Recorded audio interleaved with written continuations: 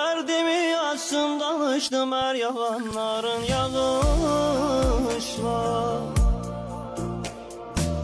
Halama gözyaşı töktü her biri qəmgin bakışlar. Gel mübarek ellerinle olasın gözyaşımı mola. Her nə səhvim, hər günahım varsa ey şahım bağışla.